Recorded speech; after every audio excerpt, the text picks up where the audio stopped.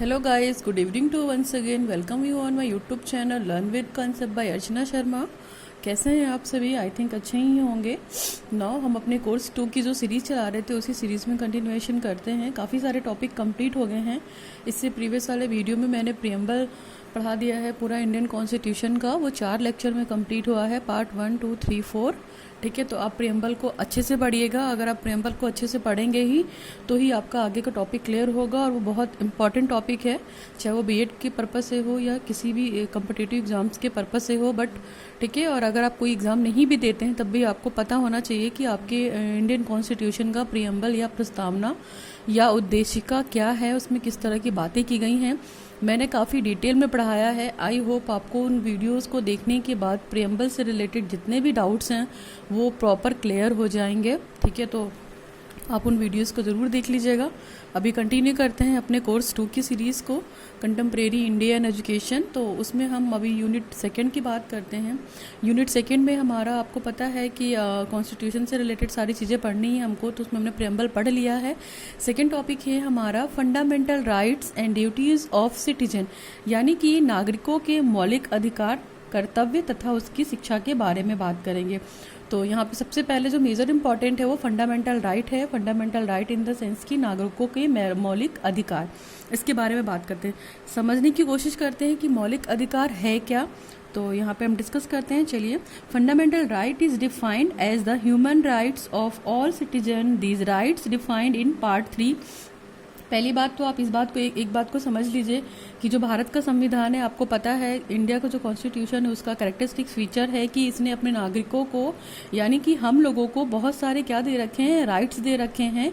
ठीक है, और उनमें से कुछ कर्तव्यों को पालन करने की वो आशा भी रखता है। ठीक है, तो जो राइट्स दिए हैं वो हमारे क्या है, हमारे हित के लिए है, हमारे बेनिफिट के लिए है, क्योंकि ऐसा राइट्स का कॉन्स्टिट्यूशन आपको पूरे भारत में ही मिलेगा देखने को। भारत के बाहर इस तरह के कॉन्स्टिट्यूशन को फॉलो नहीं किया जाता है जहाँ पे आपको राइट्स दिए जाएं। तो फंडामेंटल राइट्स में हमको बहुत सारे अधिकार प्राप्त हैं। अभी हम बात करते हैं तो हमारे इस समय करंट में देखा जाए तो फंडामेंटल राइट्स को हमने पार्ट 3 में कंसीडर किया गया है, यहाँ पे आप देख सकते हैं। ठीक है, तो उन राइट्स में हमारे बहुत सारे अधिकार हैं जिन अधिकारों के बिना हम अपनी लाइफ की कल्पना भी नहीं कर सकते हैं। और आपको पता है कि इंडिया एक डेमोक्रेटिक कंपनी है, तो डेमोक्रेटिक व्यवस्था में आपको पता है कि बेईमानी हो ही जाती है। जो अपर कास्ट हैं वो बेईमानी करेंगे ही करेंगे और लोअर कास्ट का शोषण करेंगे। तो इसलिए संविधान ने, कॉन्स्टिट्यूशन ने जो आपको फंडामेंटल राइट्स दिए हैं, आपको अपने अधिकार के लिए दिए हैं। तो अगर देखा जाए, अगर आपको अपने राइट्स ही नहीं पता होंगे तो आप अपनी लाइफ को कैसे सर्वाइव करेंगे, और आपको ये कैसे पता चलेगा कि आप अपनी लाइफ में और भी बेटर और अच्छा कर सकते हैं। तो अभी की डेट में देखा जाए तो इलिटरेसी यानी कि असाक्षरता, ठीक है, असाक्षरता बहुत ज़्यादा है भारत में। तो उसके माध्यम से भी लोगों के अंदर ये है कि वो तो जानते ही नहीं है कि उनके राइट्स क्या हैं, उनके अधिकार क्या हैं। ठीक है, तो उनको तो पता ही नहीं है। तो अपर वर्ग के लोग, यानी कि जो हायर फैमिली है, वो लोअर फैमिली का शोषण कर रही है। इसलिए कर रही है क्योंकि वो अपने अधिकारों के प्रति सजग नहीं है, और पहली बात तो उसके बारे में वो प्रॉपर जानते नहीं है। तो जब आप अपने सामाजिक अधिकार को ही नहीं जानेंगे, जीवन की तो शर्तों को, फिर कैसे जिएंगे। और बिना अधिकार को किसी व्यक्ति की हम कल्पना भी नहीं कर सकते हैं कि वो अपनी लाइफ में क्या अचीव कर सकता है। यानी कि आपको अपने अधिकार प्रॉपर वे में मालूम होना चाहिए, कि ताकि हम क्या कर सकते हैं, अगर हमारी लाइफ में कोई प्रॉब्लम आए उससे रिलेटेड, तो हम उसके लिए फाइट तो कर सकते हैं ना, कम से कम, कि हमारा अधिकार हमसे कोई छीन रहा। हमारा कॉन्स्टिट्यूशन तो हमें ये कहता है कि हम अपने अधिकारों को अपने मतलब हित के लिए यूज़ करें, कि आप अपने आप को कितना बेटर बना सकते हो ताकि आपका कोई शोषण ना कर सके। वो आपका अधिकार है, आप इसके लिए फाइट भी कर सकते हो, हाई कोर्ट और सुप्रीम कोर्ट तक भी जा सकते हो। ठीक है, इसके बाद डिस्ट्रिक्ट कोर्ट तक भी जा सकते हो। तो ये आपके मौलिक अधिकार हैं जिनसे आपको वंचित नहीं रहना चाहिए। तो मौलिक अधिकार एक ऐसा एजेंसी है, या आप एक ऐसा रास्ता बोल सकते हैं, या एक ऐसा साधन है जो भारत के नागरिकों को एक स्वतंत्रता प्रदान करता है, सामाजिक तौर पे, धार्मिक तौर पे, और क्या करता है, अपनी लाइफ को अच्छे से जीने के लिए बोलता है। यानी कि आप अपनी लाइफ को आनंद के साथ बिताइए। और देखा जाए तो भारतीय संविधान में या इंडियन कॉन्स्टिट्यूशन में 7 प्रकार के मौलिक अधिकारों की बात की गई है। आपको बताया गया था कि 7 फंडामेंटल राइट होते हैं। ठीक है, तो हम उन्हीं के बारे में 1 बाय 1 डिस्कस करेंगे।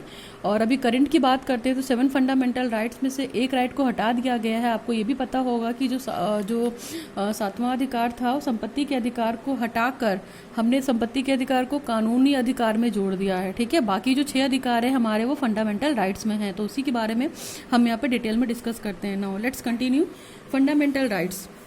देखिए फंडामेंटल राइट्स में क्या है, हमने बोला आपको कि 6 अधिकार आपको फंडामेंटल राइट्स में हैं, पहले 7 थे। और देखिए सबसे पहला अधिकार जो है आपका यहाँ पे फंडामेंटल मतलब राइट्स का, मौलिक अधिकार का मैंने फ्लो चार्ट बना दिया, आप इसके माध्यम से इस चीज़ को समझ लीजिए। और एक चीज़ मैं बता दूँ अभी कि जो ये संपत्ति का अधिकार है करंट टाइम में इस अधिकार को हटा दिया गया है। ठीक है, इस अधिकार को हमने कहाँ रख दिया है, लॉज। ठीक है, तो और लॉज में भी क्या है, आर्टिकल 300A है। ठीक है, 300A अगर आर्टिकल की बात करते हैं तो लॉस, ठीक है, संपत्ति के अधिकार को हटाकर आर्टिकल 300A में जोड़ दिया गया है, यानी कि ये कानूनी अधिकार में कर दिया गया है। बाकी जो ये 6 अधिकार बच रहे हैं आपकी, ये कहाँ है, ये मूल अधिकार है और फंडामेंटल अधिकार है। और एक चीज़ आप मोटा मोटा याद रखिएगा कि जो ये फंडामेंटल अधिकार है ये पार्ट 3 में है। ठीक है, पार्ट 3 याद रखिएगा और आपको पता भी होना चाहिए।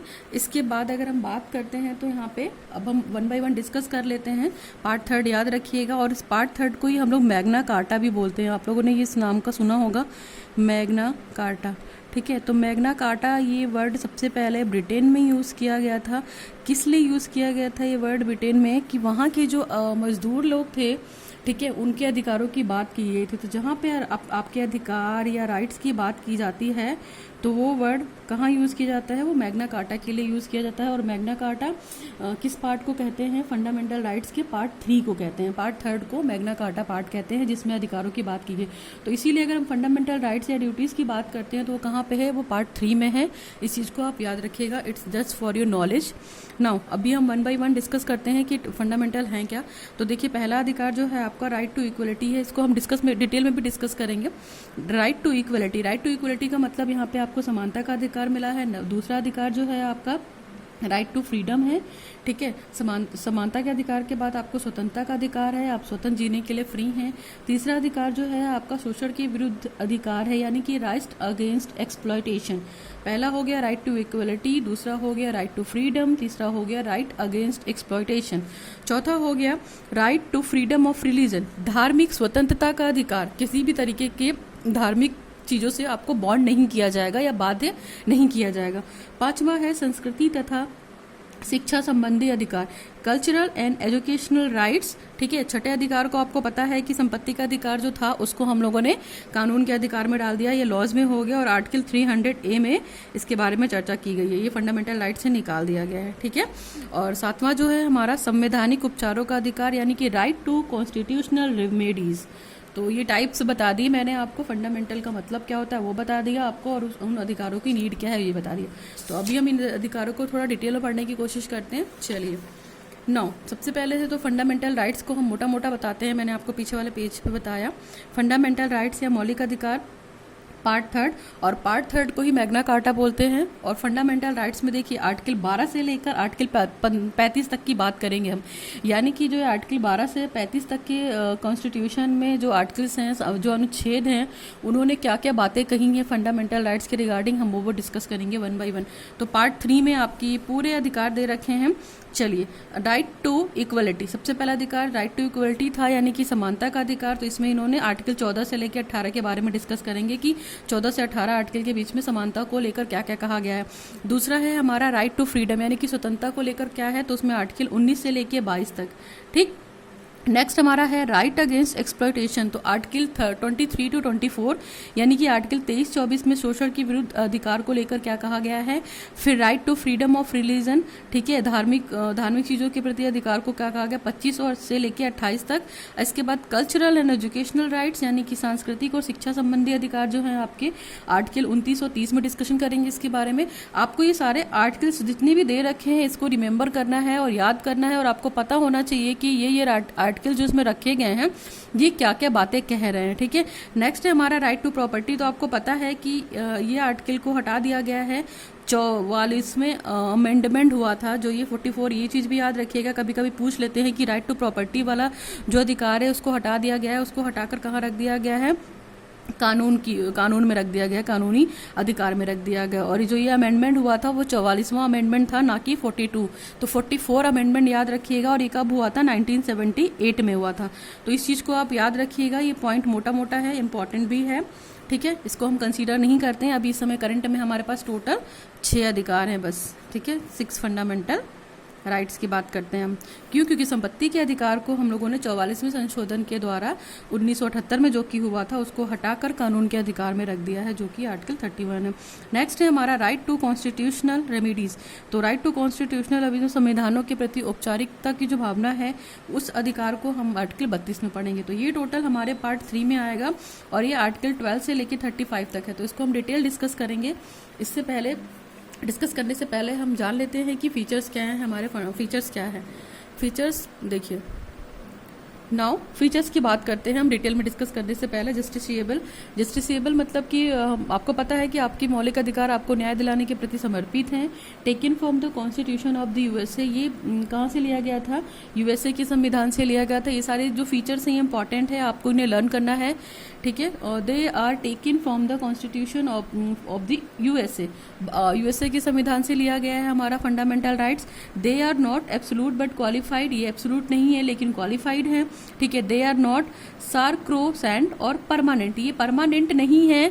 जो डायरेक्टिव एलिमेंट, जो directive policy of state element होते हैं, डीपीएसपी जिसको हम बोलते हैं, तो उनमें जो वो चेंजेस किए जाते हैं तो आपके हितों को ध्यान में रखते हुए चीज़ें की जाती हैं और हम इसको मैनिपुलेट कर सकते हैं, ठीक है। कॉन्स्टिट्यूशन में आप मतलब मैनिपुलेट इन द सेंस में ये कर सकते हैं कि अगर कोई अधिकार जो पारित कर दिया गया है और उस अधिकार का उपयोग लोग प्रॉपर तरीके से नहीं कर रहे हैं तो उनको करने के लिए वो किया जाता है, नहीं तो उस पर बाध्य कर दिया जाएगा या बैन लगा दिया जाएगा।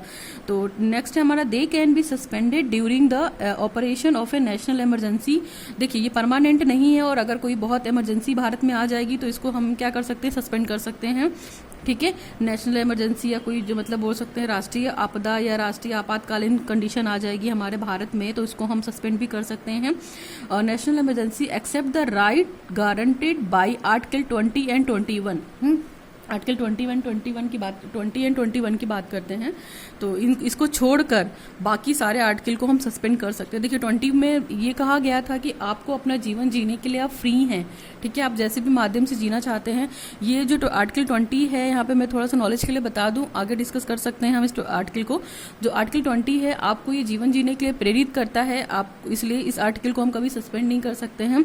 और 21 में ये है कि आप अपने विचारों को, मतलब विचारों इन द सेंस की विचारों को अगर आप जी रहे हैं तो आप अपने तरीके से जी सकते हैं, आप अपने विचारों को अपनी अभिव्यक्ति में व्यक्त कर सकते हैं, आप पे पर्टिकुलर कॉन्स्टिट्यूशन का कोई राइट्स नहीं रहेगा, ठीक है। इनको छोड़कर हम पूरे फंडामेंटल राइट को सस्पेंड कर सकते हैं कुछ टाइम के लिए जब हमारे देश में नेशनल इमरजेंसी कंडीशन आ जाएगी। तो चलिए अभी हम बात करते हैं, हमने अगर बात की थी पार्ट 3 में जो ये सारे फंडामेंटल राइट हैं 6 के 6, तो और उसमें आर्टिकल भी था आपका 12 से 35। तो आर्टिकल 12 क्या कहता है? वो आपको स्टेट के बारे में बताता है। Article 12 definition of state, government and parliament of India that is executive and legislative organ of the union government. जो यूनियन गवर्नमेंट है वो स्टेट को डिफाइन करती है। हमारे भारत की मतलब जो भारत सरकार की जो गवर्नमेंट है, जो मतलब लेजिस्लेशन है, ऑर्गन है, वो उसको यूनियन गवर्नमेंट को डिफाइन करती है कि हमारा स्टेट किस तरीके का है और स्टेट में क्या क्या राइट्स, स्टेट के अकॉर्डिंग क्या क्या अलग अलग फंडामेंटल राइट्स दिए गए हैं, ठीक है। तो हम बात करते हैं इसके बारे में। देखिए पहला है, और मतलब इसी आर्टिकल 12 को ही कंटिन्यू करते हैं। Government and administration of the state that is executive and legislative organ of the state government. Next है all local authorities that is a municipal party, panchayat, district, broad district improvement trust. तो इस जो state है, state में ये depend करता है कि जो लोकल अथॉरिटी वो किसको दी जाएगी, म्युनिसिपल पार्टी को दी जाएगी, पंचायत सभा होती है उनको, डिस्ट्रिक्ट लेवल पे जो अधिकारी होते हैं उनको, और उसमें इम्प्रूवमेंट और ट्रस्ट जो संस्था वगैरह चल रही हैं उनको, ठीक है। तो all other authorities that is the statutory और non statutory authority like LIC, ONGC, SAIL etcetera. तो ये सब क्या है? ये LIC, ONGC, सेल वगैरह क्या है? ये सब जो दूसरी एजेंसी हैं जिनकी जो सत्ता है वो क्या है? वो नॉन गवर्नमेंट हो सकती है। ये प्राइवेट सेक्टर में दे सकता है इंडिया गवर्नमेंट, क्योंकि इनका कुछ शेयर वो सेल कर सकता है और सेल करने के बाद उसका कुछ राइट्स वो क्या प्राइवेट सेक्टर को दे सकता है। इससे पहले आपको मैंने एलपीजी पढ़ाया है, ठीक है। तो लाइब्रलाइजेशन, प्राइवेटाइजेशन और ग्लोबलाइजेशन जब 1990 और 91 की बात की गई थी, जब ये लागू हुआ हमारी इंडियन इकोनॉमी सिस्टम में, तो ये सारी चीज़ें आ गई थी कि कुछ चीज़ें गवर्नमेंट अपने अंडर से हटाकर, उसका कंट्रोल हटाकर प्राइवेट सेक्टर में दे दे, जिससे वो प्राइवेट सेक्टर वाले क्या करेंगे, उस चीज़ को बेटर बनाने की कोशिश करेंगे, ठीक है। तो उस पर पूरी तरीके का कंट्रोल किसका होगा, प्राइवेट सेक्टर का होगा, गवर्नमेंट केवल देखेगी। नाउ नेक्स्ट है हमारा आर्टिकल 13। तो ये स्टेट के अकॉर्डिंग बात करता है, ठीक है, स्टेट के हिसाब से है, ये देख लीजिएगा आर्टिकल 12। नेक्स्ट है आर्टिकल 13। आर्टिकल 13 में देखिए क्या बात करता है, all laws that are inconsistent with in or derogation of any of the fundamental right shall be, सुनिए, permanent laws enacted by the parliamentary or the state. जो ये परमानेंट लॉ बन गए हैं, ये लॉ मतलब पार्लियामेंट के द्वारा फॉलो भी किए जाएंगे, और जो वहाँ पे असेंबली और संसद है उसके द्वारा भी फॉलो किया जाएगा। Temporary laws like ordinance issues by the president और द स्टेट। जो टेम्प्रोरी लॉ है जिनको हम अपने स्टेट गवर्नमेंट और प्रेसिडेंट के अकॉर्डिंग थोड़ा सा उनमें मैनिपुलेशन कर सकते हैं, उसको ऑर्डिनेंस कर सकते हैं, उसके बारे में भी बात करते हैं कि उसको हम इशू भी कर सकते हैं, ठीक है, हमारे हिसाब से हमारी जो कंडीशन रहेगी। नेक्स्ट है हमारा statutory instrument in the nature of delegated legislation, executive legislation like order, bylaw and rule, regulation and notification. मतलब मान लीजिए अगर कुछ भी हमारे इंडियन इकोनॉमिक पॉलिसी में ये सारी चीज़ें आती हैं, तो उसको एग्जीक्यूट जो लेजिस्लेटिव होगा उसको एग्जीक्यूट करेगा, चाहे वो किस तरीके का ऑर्डर हो या लॉ हो या कोई भी नियम हो, या उसने कोई भी रूल बना दिया जिसको पारित करना है, तो उसकी नोटिफिकेशन वो देते रहेंगे, ठीक है, इंस्ट्रूमेंट के तौर पे। वो उसका नेचर है, किसका नेचर है, स्टेट का। नेक्स्ट है हमारा non legislative source of law, that is custom or usages having the force of law. हमारे जो रूल्स रेगुलेशन बनेंगे पर्टिकुलर जो फंडामेंटल राइट्स है उसको हमें मतलब उसको पूरा करने के लिए, कंप्लीट करने के लिए किसी भी तरीके का कोई भी लेजिस्लेशन की तरफ से फोर्समेंट नहीं होगा, कोई भी ऐसा सोर्स नहीं है। तो ये हमने स्टेट के बारे में बात की, ठीक है। आई थिंक आपको ये सारी चीज़ें क्लियर हो गई होंगी, मैंने कोशिश की और थोड़ा सा बताया फंडामेंटल का इंट्रोडक्शन। तो इस वीडियो में इतना ही, कंटिन्यू करते हैं अगले वाले वीडियो में। हम टाइप्स के बारे में बात करेंगे फंडामेंटल। तो इससे पहले आप थोड़ी सी बेसिक स्टडी कर लीजिएगा fundamental rights and duties of citizen, ठीक है। अगर आपको वीडियो ठीक ठाक लगता है, आपको वीडियो आगे फॉरवर्ड कीजिए, लोगों तक हेल्प कीजिए, ठीक है। इसके नेक्स्ट वाले वीडियो में हम लोग पढ़ेंगे कि टाइप्स ऑफ फंडामेंटल राइट्स क्या हैं, आर्टिकल्स के बारे में डिटेल बात करेंगे कि एक एक आर्टिकल क्या क्या कहता है। तो आज के लिए बस करते हैं इतना ही। Thanks for watching the video. Signing off learn with concept by Archana Sharma.